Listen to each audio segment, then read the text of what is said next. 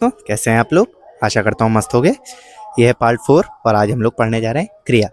क्रिया वैसे देखा जाए तो काफ़ी छोटा टॉपिक है, परंतु इससे एग्जाम में काफ़ी बेहतरीन प्रश्न बनते हैं।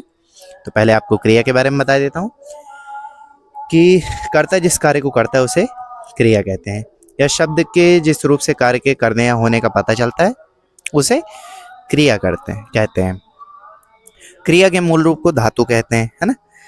जैसे पढ़ से बनती है पढ़ना, पढ़ धातु से बनती है पढ़ना क्रिया। लिख धातु से बनती है लिखना क्रिया, ठीक। दौड़ से बनती है दौड़ना क्रिया, ठीक।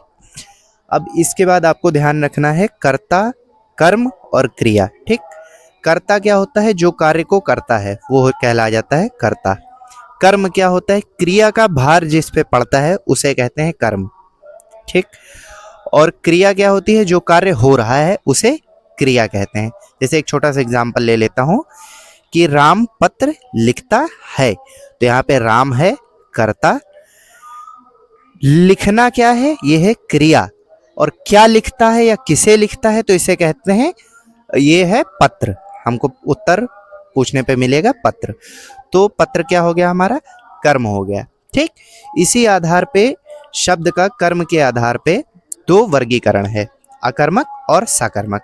अकर्मक में भी आ जाता है पूर्ण अकर्मक और सकर्मक में आ जाता है एक कर्मक द्विकर्मक। तो यदि आपको कर्ता कर्म क्रिया का नॉलेज है तो आप इसको निकाल सकते हैं, ठीक। पहले अकर्मक के बारे में बता देता हूं। अकर्मक मतलब बिना कर्म के, कर्म रहित। तो जहां पे कर्म अब्सेंट होगा वाक्य में वहां पे होगा अकर्मक क्रिया। जैसे सीता दौड़ती है। अब हम इसमें यदि प्रश्न पूछें क्या दौड़ती है या किसे दौड़ती है तो इसका उत्तर हमें नहीं पता चलेगा, तो यहाँ पे हो जाता है अकर्मक क्रिया।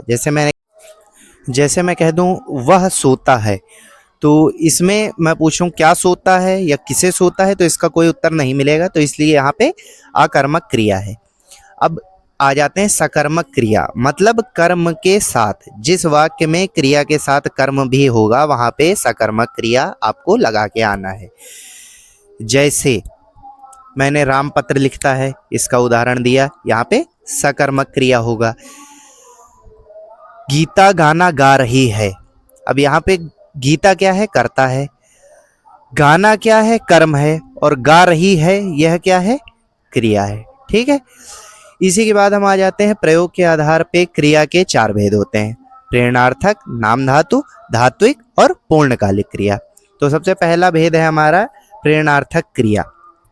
प्रेरणार्थक क्रिया वह क्रिया होती है जहां पे कर्ता कोई कार्य स्वयं न करके किसी दूसरे से करवाता है। जैसे अध्यापक ने बच्चों से पत्र लिखवाया, तो अध्यापक यहाँ पे करता है लेकिन उसने कार्य स्वयं न करके बच्चों से करवाया, ठीक। तो यहाँ पे हो जाती है प्रेरणार्थक क्रिया। इसमें भी हमारे दो भेद होते हैं, प्रथम प्रेरणार्थक और द्वितीय प्रेरणार्थक। प्रथम प्रेरणार्थक की जब हम बात करते हैं तो यहाँ पे क्रिया के साथ आना प्रत्यय लगता है, और द्वितीय प्रेरणार्थक की बात करते हैं तो यहाँ पे क्रिया के साथ वाना प्रत्यय लगता है। जैसे पढ़ाना, पढ़ से बना पढ़ाना, तो ये प्रथम प्रेरणार्थक है, और पढ़वाना ये है द्वितीय प्रेरणार्थक।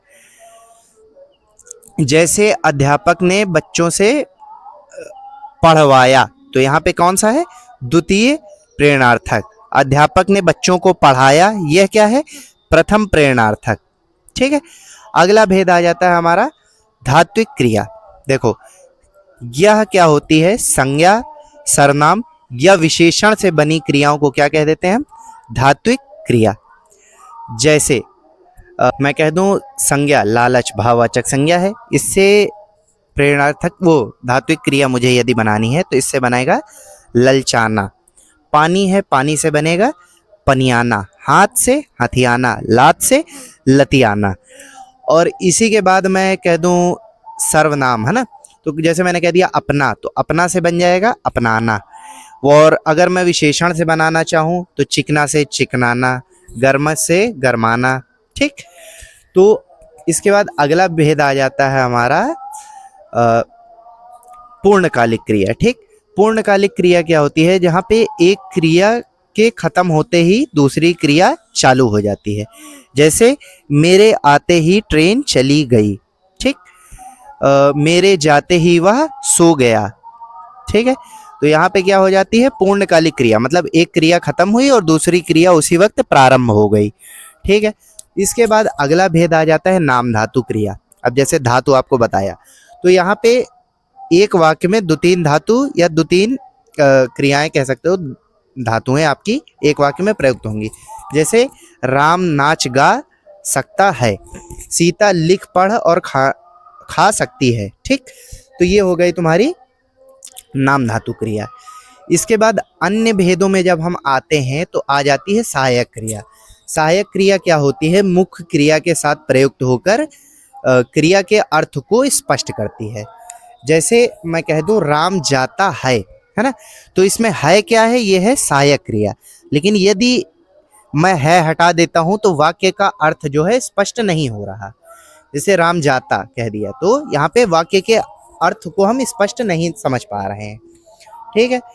और चुका है, चुकी है, ये सब क्या हो जाते हैं, आपके सहायक क्रिया के रूप में आ जाते हैं। जैसे राम जा चुका है, अब मैं चुका है खत्म कर दूंगा तो यहाँ पे वाक्य का अर्थ स्पष्ट नहीं हो पाएगा।